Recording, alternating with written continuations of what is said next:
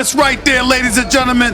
That's outside the Pfizer Forum here in Milwaukee, Wisconsin. Milwaukee is the location for Game 3 of the NBA Finals tonight at 8 p.m. Eastern on ABC. The Bucks are hoping to get their first win of the series, as no team in NBA history has overcome a 3-0 series deficit. And there he is, the man himself, Giannis Antetokounmpo. In Game 2, he became the first player in Bucks history with 40 points and 10 rebounds in a finals game.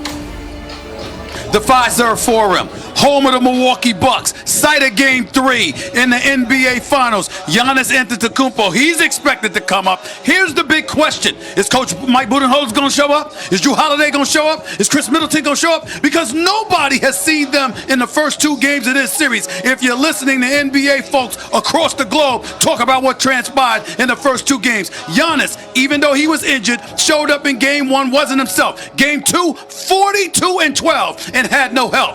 Your guy, Chris Middleton, your secondary option, gets outscored by Pat Connaughton.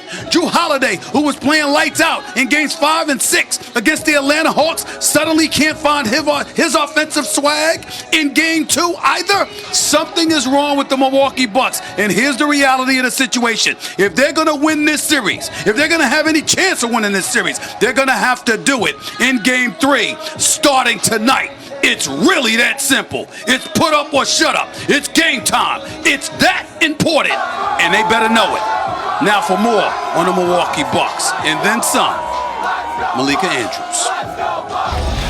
Stephen A., Giannis Antetokounmpo is tired of talking about his knee. He says he continues to feel good, and he knows he needs to be aggressive if the Bucks want to get on the board here in this series. But he also said he knows there's a lot of pressure that comes with the Bucks hosting their first finals game in nearly 50 years and them coming in down 2-0. But at the same time, he said he's trying to keep it light while also continuing to use his drive. He says sometimes he needs to keep that drive in check a little bit, because if he's not careful, he told me it can throw him off of a cliff. But the Bucks are going to need that drive if they want to get on the board here and win Game 3. And for more on their opponents, the Phoenix Suns, here's Dave McMenamin. Thanks, Malika. While Chris Paul had success earlier on in his career playing alongside veteran teammates in Los Angeles and Houston, the last couple seasons, the 36-year-old Paul is paired with a bunch of 20-somethings in Oklahoma City and Phoenix. Paul said that playing in both those cities without having his family relocate alongside him has given him ample time to bond with his younger teammates. Paul said he was grateful that teammates like the 24-year-old Devin Booker would want to come over to hang, kick it, watch a game, and eat a meal. And Paul said he's even gotten some of the guys to try out vegan food with him. They ain't always loved that, but we did get a lot of time together, Paul said. Stephen A., back to you. Thanks, Dave. Chris Middleton and Drew Holiday have combined to shoot 47% at home compared to just 39% on the road. They combined for 28 points in Game 2 loss in Phoenix, missing 25 of their 37 shots. Here's Coach Mike Budenholzer on his team's approach for Game 3. You know, we just got to play. I just want the guys to come and play. We feel like we can play better on both ends of the court. I want them to be free. I want them to compete and play.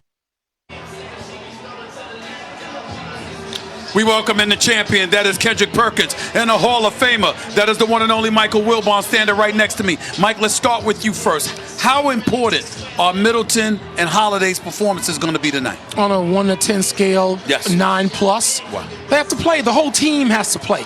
I don't believe there's going to be an X factor. I don't believe there's a key.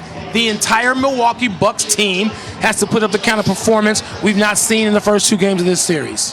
What about you, Perk? What are your thoughts on that? Well, you know what? We already know that they have the talent. We know that Chris Middleton and Drew Holiday has to play well. That's the obvious. But Mike Budenholzer has to make sure that their mental is there. His pregame last game in Game 2, when he was saying play random, have fun. It's nothing of having fun in the finals. The finals are stressful. It's supposed to stress you out for the simple fact that when I was in those locker rooms with the Celtics, the Oklahoma City Thunder, and the Cleveland Cavaliers, we were stressed out during the finals. You know why? Because we wanted to win. We wasn't just happy to be here. So they have to change their mindset entirely. Mike Wilbon, I'll go back to you based off of what Perkins just said. How much scrutiny should be on Budenholzer's shoulders tonight, considering how pivotal this game is and some of the critiques that he's received based off of their performances in Games 1 and 2 of this series? Well, even in normal times, it would be entirely on the coach's shoulders to put his players, no matter what the sport is, in a position to be the best they can. When you talk to players, former coaches, the consensus overwhelmingly, Stephen A., is that's not happening. And people are loath to sort of be publicly, harshly critical of coaches, particularly a coach that has had the #1 seed going into the playoffs a couple of years, has had an MVP a couple of years.